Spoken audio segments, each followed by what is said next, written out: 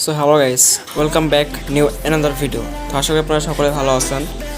আজকে দেখাচ্ছি, আজকে মানে কিছু বানাবো না বা কিছু রিভিউ করবো না বা কোনো কিছুই বলবো না, জাস্ট আজকে একটা জিনিস দেখাবো কি আজকে তো বৃহস্পতিবার, সো কালকে শুক্রবার, সো কালকে বিকালে আমার যে এলাকার যে মাঠটা আছে, বড় মাঠ, সেই মাঠে এই প্লেনটি ফ্লাই করবে। তো দেখতে পাচ্ছেন যে আমি একটা মানে জঙ্গলের মতো একটা জায়গায় ফ্লাই করতেছিলাম, বাট এখন ওখানে শিখতেছিলাম।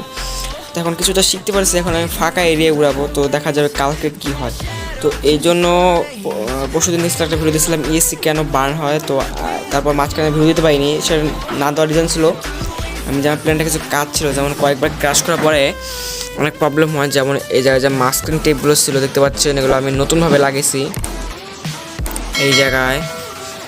তারপরে যে এই জায়গায় এই উইংয়ে, পরে যে আপনাদের এলিভেটরে, প্লাস আমাদের যে ককপিট ছিল এগুলো কিন্তু যে লাস্ট ফ্লাইটের সময় ভেঙে গেছিলো, প্লাস যে এলিরন এলিভেটর সব আমি মানে একবারে প্রপারভাবে ঠিক করে নিয়েছি। আমাদের এই মোটর মাউন্টে আমি শক্ত করে নিয়েছি, কারণ মাঠে উড়াবো, বুঝতে পারতেছেন বড় এরিয়া উড়াতে গেলে এটা ফুল থ্রটল অনেকক্ষণ চলতে হবে, 1-1.5 মিনিট প্লাস।